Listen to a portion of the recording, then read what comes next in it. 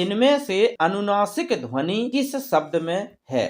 अनुनासिक ध्वनि को बताना है कि किस शब्द में है।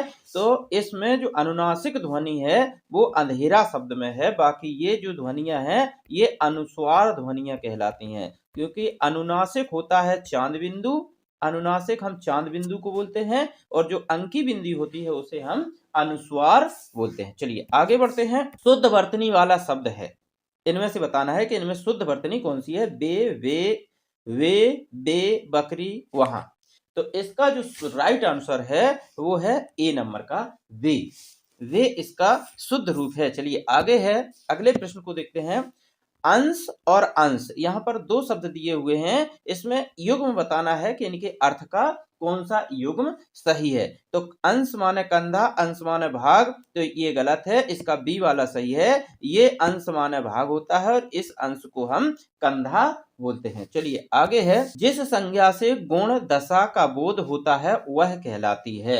गुण दशा का बोध हो वो संज्ञा क्या कहलाती है? तो वो संज्ञा भाववाचक संज्ञा कहलाती है। देखिए संज्ञाएं यदि मुख्य रूप से देखी जाए तो तीन प्रकार की होती हैं। एक तो होती है व्यक्तिवाचक संज्ञा, दूसरा जातिवाचक संज्ञा और भाववाचक संज्ञा। जबकि दो और संज्ञाएं जो होती हैं, एक होती है द्रव्यवाचक संज्ञा और एक होती है समूहवाचक संज्ञा, जो कि ये जातिवाचक के ही भेद होते हैं। ये अपनी कोई संज्ञाएं ये नहीं होती हैं, संज्ञाएं केवल ये तीन प्रकार की ही होती हैं। अब जातिवाचक संज्ञा के ये इसलिए भेद हैं कि जैसे मान लो हमने लोहा एक शब्द ले लिया। देखिए लोहा द्रव्यवाचक संज्ञा तो है, ये ठीक है, सही बात है, लेकिन द्रव्यवाचक संज्ञा जातिवाचक संज्ञा ही होती है, उसी का एक रूप होता है। अब लोहा यहाँ पे कई प्रकार का होता है। देखो हेमेटाइट लोहा, यदि लोहा शब्द देते हैं तो वो जातिवाचक संज्ञा कहलाएगा। और देख दिया हेमेटाइट लोहा, क्योंकि लोहा भी कई वैरायटी होती हैं, तो ये संपूर्ण लोहा की जाति का बोध हो रहा है, इसलिए यहाँ पर लोहा जातिवाचक संज्ञा होगी। गुण दशा आदि का बोध होता है तो वो भाववाचक संज्ञा कहलाती है। मिठास शब्द किस प्रकार की संज्ञा का उदाहरण है? तो मिठास, अब मिठास शब्द जो है भाववाचक संज्ञा का उदाहरण होता है। आगे बढ़ते हैं। जिस संज्ञा से किसी व्यक्ति अथवा वस्तु के समूह का बोध होता है।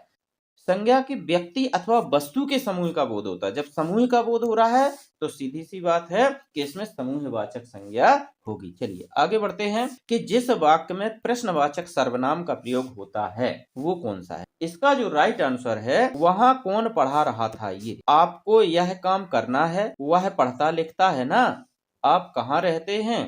तो ये देखिए कहाँ जो शब्द होता है ये प्रश्नवाचक सर्वनाम नहीं होता है। प्रश्नवाचक सर्वनाम केवल दो होते हैं, एक होता है कौन और एक होता है क्या। ये दो प्रश्नवाचक सर्वनाम होते हैं। जब कौन का प्रयोग हुआ है डी नंबर में, तो इसलिए इसका राइट आंसर डी हो जाएगा। चलिए आगे बढ़ते हैं। कौन सा सर्वनाम का प्रयोग किसके लिए होता है? ये जो कौन सर्वनाम दिया है इसका प्रयोग किसके लिए होता है? तो इसका प्रयोग होती है सजीवों के लिए। ये इसका प्रयोग होता है सजीव वस्तुओं के लिए, और निर्जीवों के लिए होता है क्या का प्रयोग। क्या का प्रयोग निर्जीव के लिए होता है और सजीवों का प्रयोग होता है कौन का प्रयोग। चलिए आगे बढ़ते हैं। अनिश्चयवाचक सर्वनाम का प्रयोग किस वाक्य में हुआ है? ये चार वाक्य दिए हैं, इसमें अनिश्चयवाचक सर्वनाम का प्रयोग हमको बताना है कि कौन से वाक्य में अनिश्चयवाचक सर्वनाम का प्रयोग हुआ है। तो उन्हें कुछ दे दो, कौन ऐसा कहता है, अभिनव इधर आया था, वह खाकर सो गया। देखिए यहाँ पर कोई कुछ, ये कुछ जो शब्द है ये अनिश्चयवाचक सर्वनाम है, और सर्वनाम अनिश्चयवाचक दो होते हैं, एक तो होता है कोई और दूसरा होता है कुछ। तो इसमें कुछ का प्रयोग हुआ है इसलिए निश्चयवाचक सर्वनाम है। बात से नाम धातु बनेगा। बात से क्या नाम धातु बनेगा? तो इसका बात से बनेगा बतियाना। चलिए आगे है। निम्नलिखित वाक्यों में से किसमें पूर्वकालिक क्रिया नहीं है? पूर्वकालिक क्रिया नहीं है, बाकी इनमें पूर्वकालिक क्रिया है, लेकिन एक वाक्य है जिसमें पूर्वकालिक क्रिया नहीं है। तो ये वह खाकर विद्यालय जाता है, वह खाकर टहलता है, वह खाकर नहाता है, वह लेटकर खाता है। तो इसमें देखिए लेटकर खाता है, ये क्रिया होने के बाद दूसरी क्रिया शुरू हो रही है, तो इसमें तो सब में पूर्वकालिक क्रिया लगी है, इसमें भी पूर्वकालिक है, इसमें भी पूर्वकालिक है, इसमें भी पूर्वकालिक है। लेकिन डी है जो दोनों कार्य साथ साथ हो रहा है, यानी कि वह लेटकर खाता है, तो ये पूर्वकालिक क्रिया का प्रयोग इसमें नहीं हुआ है, तो आंसर इसका डी हो जाएगा। चलिए आगे बढ़ते हैं। मुख्य क्रिया और सहायक क्रिया, ये दोनों क्रिया के किस क्रिया के अंतर्गत आती हैं? मुख्य क्रिया और सहायक क्रिया, ये दो क्रियाएं होती हैं। ये दोनों क्रियाएं किस क्रिया के अंतर्गत आती हैं? तो ये आती हैं संयुक्त क्रिया के अंतर्गत। संयुक्त क्रिया के अंतर्गत आता है, जैसे मान लो मैंने कह दिया कि उसने खा लिया है, उसने खा लिया है, उसने खा लिया है। अब खा लिया दो क्रियाएं हो रही, देखिए खाना और लेना, यानी कि खा लेना, तो दो क्रियाएं यहाँ पर हो रही हैं। तो वह घर चला जाता है, जो मुख्य क्रिया है वो है चलना, यानी कि चला मुख्य क्रिया, और सहायक क्रिया है जाना, यानी कि जाता है। कुछ अंतर है इसमें मुख्य क्रिया और सहायक क्रिया में, कि चला जाता है तो चला हो गया, ये हो गया आपकी मुख्य क्रिया, और ये हो गई सहायक क्रिया। चलिए, तो इसका जो राइट आंसर हो जाएगा वो हो जाएगा सी। चलिए आगे बढ़ते हैं। विशेषण का लिंग होता है, यानी कि विशेषण का लिंग कौन सा होता है? विशेष के अनुसार होता है, यानी कि विशेषण का लिंग होता है विशेष के अनुसार होता है, स्वतंत्र रहता है, पुल्लिंग होता है, स्त्रीलिंग होता है। तो इसका जो राइट आंसर है वो है ए, विशेषण का लिंग विशेष के अनुसार होता है। विशेष क्या होता है ये भी तो पता होना चाहिए कि विशेष क्या होता है। तो देखिए, जिसकी विशेषता बताई जाती है वह विशेष होता है। विशेष जो होता है वह होता है जिसकी विशेषता बताई जाए, और जो विशेषता बताई जाए वो विशेषण कहलाता है। तो विशेषण यानी कि जिसकी विशेषता बताई जाए वो विशेष कहलाता है। तो विशेष के अनुसार लिंग निर्धारण होता है विशेषण का। चलिए आगे बढ़ते हैं। सुंदर विशेषण का रूप स्त्रीलिंग में होगा, यानी कि सुंदर जो एक विशेषण है इसका स्त्रीलिंग क्या रूप होगा? तो सुंदर का विशेषण का स्त्रीलिंग होगा सुंदरी। विशालकाय दैत्य दौड़ा, ये एक वाक्य है, विशालकाय दैत्य दौड़ा, इसमें कौन सा पद विशेषण है? क्या विशालकाय है, दैत्य है, बड़ा है, या इनमें से कोई नहीं है? तो इसका जो राइट आंसर है वो है ए नंबर का, विशालकाय। विशालकाय दैत्य दौड़ा, यानी कि दैत्य की विशेषता है कि वो विशालकाय है, इसलिए विशेषण शब्द यहाँ पर विशालकाय हो जाएगा। चलिए आगे है। हिंदी में शब्दों का लिंग निर्धारण किसके आधार पर होता है? तो हिंदी में लिंग निर्धारण होता है संज्ञा के आधार। निम्नलिखित में से कौन सा शब्द पुल्लिंग है? यहाँ पर कुछ शब्द दिए हैं, मैं बताना है कि पुल्लिंग शब्द कौन सा है। तो इसमें कपट जो शब्द है वो पुल्लिंग शब्द है। सुंदरता, मूर्खता, निद्रा, ये सभी स्त्रीलिंग शब्द हैं, जबकि कपट पुल्लिंग शब्द है। चलिए आगे बढ़ते हैं। गीदड़ का स्त्रीलिंग क्या होगा? तो गीदड़ का स्त्रीलिंग होगा गीदड़ी। आगे बढ़ते हैं। कृपा का विलोम शब्द क्या होगा? तो कृपा का विलोम शब्द होगा क्रोध। अनिवार्य का विलोम शब्द क्या होगा? अनिवार्य का विलोम शब्द हो जाएगा वैकल्पिक। चलिए आगे है। अवनत का विलोम शब्द क्या होगा? तो अवनत का विलोम शब्द होगा उन्नत। आगे है। अंश का पर्यायवाची शब्द नहीं है, एक अंश शब्द दिया है उसका हमें पर्यायवाची शब्द जो नहीं होगा वो छांटना है। बाकी के तीन पर्यायवाची होंगे, एक पर्यायवाची नहीं है, वो हमको ढूंढना है। तो वो है ये वाला अंश। देखिए, अंश माने ये पक्ष भी होता है, अंग भी होता है, अव्यय भी होता है। अब ये अंश क्या होता है? ये अंश होता है, इस अंश को हम कंधा बोलते हैं और इस अंश को भाग बोलते हैं। ये वाले अंश का जो उदाहरण है वो है भाग। अब भाग का अव्यय भी होता है, अंग भी होता है, पक्ष भी होता है। अमर शब्द में असुर का पर्यायवाची नहीं है। चलिए, तड़ाग का पर्यायवाची शब्द नहीं है। तो तड़ाग का पर्यायवाची शब्द तड़ित नहीं होता। सर को भी तड़ाग कहते हैं, सरसी को भी तड़ाग कहते हैं, पुष्कर को तड़ाग कहते हैं, और तालाब यानी कि जो तालाब होता है तालाब को भी हम तड़ाग कहते हैं, केवल तड़ित को नहीं कहते, क्योंकि तड़ित का जो रूप होता है वो होता है बिजली। तड़ित बिजली को कहते हैं। चलिए आगे बढ़ते हैं। विवरण का समानार्थी शब्द क्या होगा? तो विवरण का समानार्थी शब्द होगा ब्यौरा। आगे बढ़ते हैं। वरिष्ठ का समानार्थी शब्द क्या होगा? तो वरिष्ठ का बूढ़ा, श्रद्धेय, शिष्ट, इसमें कुछ नहीं होगा, सी होगा पूजनीय। चलिए आगे बढ़ते हैं। अंत्य का समानार्थी शब्द क्या होगा? तो अंत्य का समानार्थी शब्द होता है नीच। चलिए आगे बढ़ते हैं। पयोधर का अर्थ क्या है? तो पयोधर का अर्थ होता है स्तन और बादल। बादल को भी पयोधर कहते हैं, स्तन को भी पयोधर कहते हैं। चलिए आगे बढ़ते हैं। अक्षर का प्रयोग किस अर्थ में होता है?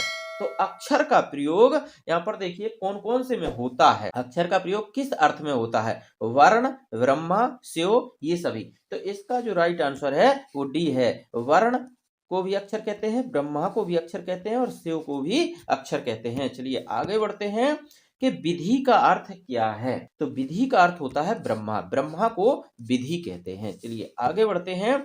हाथी के दांत दिखाने के और खाने के और लोकोक्ति का क्या अर्थ होता है? तो इस लोकोक्ति का अर्थ होता है दोहरा व्यवहार करना। ऊधो का लेना न माधो का देना लोकोक्ति का क्या अर्थ है? तो ऊधो का लेना न माधो का देना इस लोकोक्ति का अर्थ होता है अपने काम से काम रखना, सबसे अलग रहना, ये इस लोकोक्ति का अर्थ होता है। आगे है कि अंधे पीसे कुत्ते खाएं लोकोक्ति का क्या अर्थ है? तो इसका अर्थ है कि असावधानी से किए जाने वाले कार्य द्वारा अयोग्य व्यक्तियों को लाभ होता है।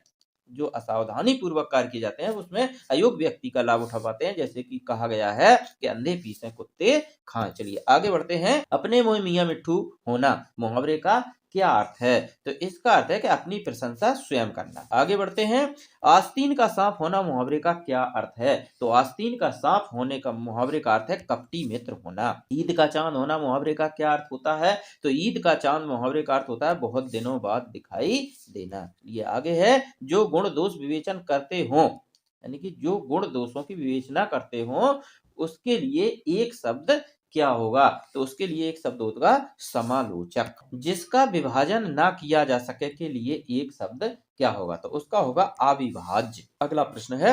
वह स्थान जो पृथ्वी, चंद्रमा, सूर्य आदि के मध्य में स्थित है के लिए एक शब्द क्या होगा? अंतरिक्ष, क्षितिज, आकाश, दोलक। तो इसका जो राइट आंसर है वो हो जाएगा अंतरिक्ष, यानी कि जो स्थान है पृथ्वी, चंद्रमा, सूर्य के मध्य में हो वो अंतरिक्ष बोलते हैं उसको। आगे हवा के तीव्र झोंके सब कुछ उड़ा ले गए, किस प्रकार का वाक्य है ये? हवा के तीव्र झोंके सब कुछ उड़ाकर ले गए, किस प्रकार का वाक्य है? तो ये वाक्य है सरल वाक्य। सरल वाक्य के अंतर्गत इसको रखेंगे। वह तुम्हारा साथ दे या ना दे मैं दूंगा, किस प्रकार का वाक्य है? तो ये वाक्य है संयुक्त वाक्य। निम्न में से मिश्र वाक्य का चयन करना है। ये वाक्य दिए गए हैं, इनमें से हमें मिश्र वाक्य का चयन करना है। मुझे उस व्यक्ति से मिलकर बहुत मजा आया जो तुम्हारी ही सर्कस में जोकर का काम करता है। तो इसका जो राइट आंसर है वो ए नंबर का ही है। ये मिश्र वाक्य है। जीवन में प्यार से बढ़कर कोई चीज नहीं है, साधारण वाक्य है। किसी का बुरा चाहने से तुम्हें कुछ नहीं मिलेगा, साधारण वाक्य है। हम सब उसकी राह देख रहे हैं किंतु वह अभी तक नहीं आया, संयुक्त वाक्य है। त्रुटि वाले विकल्प का चयन कीजिए। तो त्रुटि वाले विकल्प को हमें इसमें देखना है। जैसे कि मैं पटना गया तो उस समय मेरे पास केवल 20 रुपए मात्र थे। देखिए ये भी सही है, ये भी सही है, ये भी सही है। इसमें त्रुटि है, केवल 20 रुपए मात्र, ये मात्र शब्द नहीं आएगा। जब केवल लगा हुआ है तो मात्र नहीं आएगा। यदि मात्र लगा होता तो केवल नहीं आता।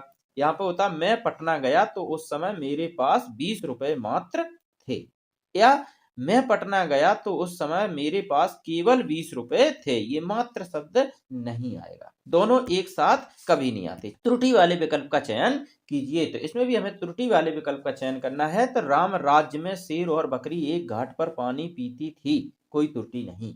तो इसमें जो त्रुटि है वो सी नंबर में है कि राम राज्य में शेर और बकरी एक घाट पर पानी पीते थे।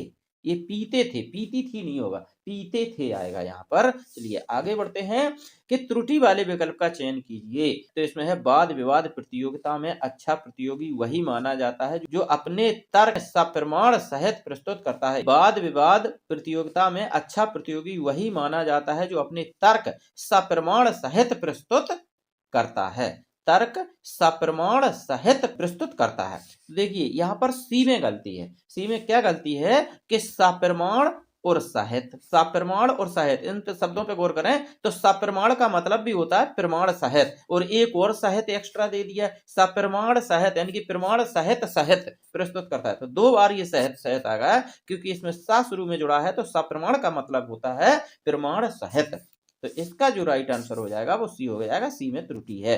चलिए आगे बढ़ते हैं। स्वतंत्रता प्राप्ति के बाद से मानव मूल्यों का निरंतर होता रहा है। क्या होता रहा है? पतन, उन्मुख, ह्रास, नाश। का जो राइट आंसर है वो सी है। यानी कि स्वतंत्रता प्राप्ति के बाद से मानव मूल्यों का निरंतर ह्रास होता रहा है। ह्रास मानो होता है कमी, कमी हो जाना, यानी कि घट जाना। तो अगला प्रश्न देखते हैं। नायक और नायिका एक दूसरे के में तड़पते हैं।